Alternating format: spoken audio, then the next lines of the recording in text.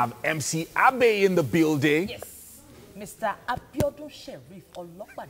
He's a celebrated Nigerian comedian. He actually left his job in oil and gas to become a comedian. And that's a big deal. We're going to find out if that paid off. And now we're about to talk to the man who seems to enjoy stirring up issues with celebrities and, you know, talking about church and different things like that. So we're going to be talking about a lot of stuff. So MC ABBEY, how's it going, man? Awesome, bro. Awesome. You're still wearing your Valentine's socks. Well, you see, because I had no time to celebrate it.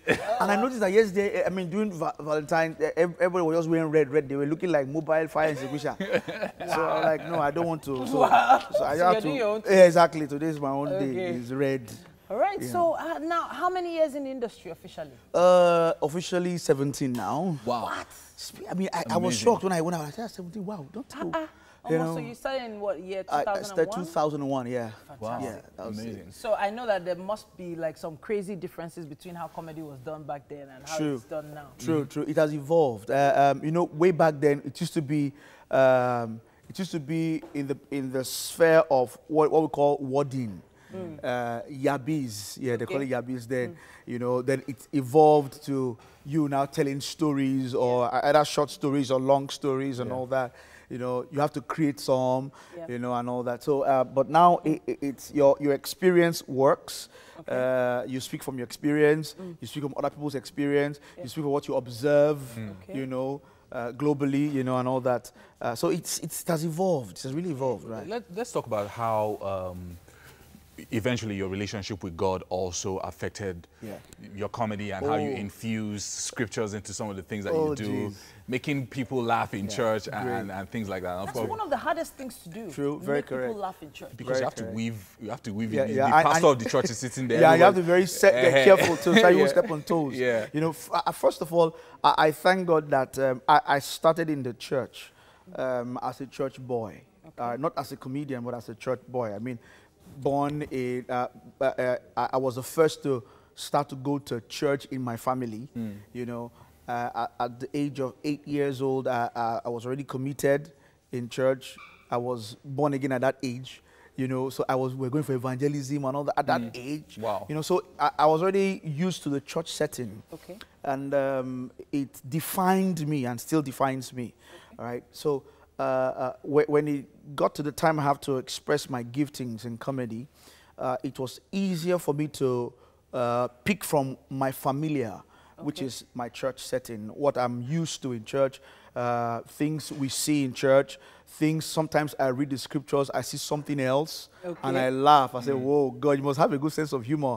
You know, because, you know, the Bible says that the word of God is like, it's a two-edged sword. Yeah. You know, it depends on where you are looking at it from, you know. Sometimes you look at things and you look at it literally. It's funny until you have a revelation before it makes sense. You understand? Like a donkey talking to a human being. Now we have snakes swallowing 36 million. Hello. You understand? You understand? There was a precedent in the scripture. Exactly. Yeah, so if the donkey was talking, I mean, why can't one swallow 36 million? At least there was a time the snake have changed. In those days, the snake started eating apple. You know, but he's tired of apple now. He wants to collect the money. You know, so there are different sides to humor that you could look at from my familiar world. You know, so and that's what I committed myself in doing, because I mean this is my world. If I was a Muslim, I will do that in my familiar world too. If I was an idol worshiper, I will do that in my familiar world too. So you understand? So you know, so it's been awesome, and getting people to understand where to draw the line. It's also key, because I have a lot of comedians that don't know where to draw the line, especially when it comes to church thing. I wanted to mention, because you know, a couple of people who have also said that no, comedy shouldn't be for the church. Comedians shouldn't go on the stage and, you know, and be making people laugh and be making jest and things like that. And you also responded in a respectful way, because I read some of your responses, and it was you just saying, look, this is you expressing your own yourself in God, you know, within the church as well. And it's key, because I fault a lot of systems that have been shoved down our throat over the years by the church system. You know, we have this funny belief system that is not too healthy. But because of piousness and because of people that are involved in that sphere, we tend to just receive it and not go through cross-checking the word of God to be sure if it is proper, if it's true. Okay. You understand? So growing up, I remember when I was in, I went through different churches. I mean, from Deeper Life to Assemblies of God to Baptist. To, I've gone through all. And all through the moves, I'm either a worker here or a worker there and all that. I remember when I was in Deeper Life, and also when I was in Assemblies of God Church then, they had this mentality of, you know, guys sit here, ladies sit here, you know, you must not mix. And they tell you the reason why they don't want to sit together because they are trying to avoid or reduce fornication. Hello? And it was happening like back to back. Every Sunday, somebody must come and announce, oh, sister so and brother so was caught having. It was like what you're trying to prevent, you know, because you've created the consciousness in the minds of the people, and that was not really biblical, you know, because even if you leave the church setting, you go outside, you mingle with people, you enter taxi, you are sitting next to a guy, or you're sitting next to a lady, you understand? So preparing the mind for the usual. Scripturally would have been proper, but you know it went the other way around. So we've been through that sphere or that system where we've been giving things that are not proper. Concerning comedy, I've heard people say, it's not good to jest in church. The Bible is against it. I say, which Bible? Well. And they came and they'll quote the scripture that tells me the Bible says we should not do unholy jesting. I said, do you see the word unholy jesting? That means if there's an unholy jesting, there must be a holy jesting. No, it's a logical syllogism. I did psychology, and that is, they say it must have two premises and one conclusion.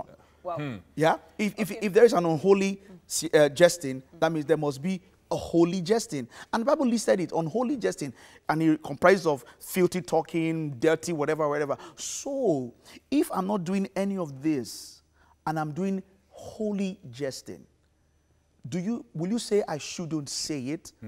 First of all, the gift I have, did I get it myself? It's a gift. I hear a lot of structure in your jokes, and then I also hear that because I actually know you to be an MC first. Yes. Before we've done a lot of work together, true. So I'm trying to think, you know, from the angle of the MC, because I feel like MCing brings more money than comedy. True. And I know that there's a new baby now. Yes, so very important. So very important. So how many months now? She's 6 weeks. Oh, wow. That's a fresh child, man. Fresh or the hair is still curly. Oh, yeah, very curly. I was wishing to say, oh, my God. Now this is my beard. All right. So do you ever see yourself, you know, pressured? Like maybe on one particular day, because you're thinking of baby at home, they give you a choice between a comedy event and an MCing gig. Yeah. Which one would you pick? I would go for the MC gig. Reason being that in the course of my duty as an MC, I always chip in comedy. Okay. Yeah, so it comes, sometimes they will tell you, we just want strict MCing. I say, okay, no problems. Okay. I said, but sure you understand that I'm a comedian. So in the course of the flow, I might say one or two things spontaneously, you know, that might be funny. They said, you don't mind, you know, and they will end up enjoying it at the end of the day. So it's like using one stone to kill two birds. All right.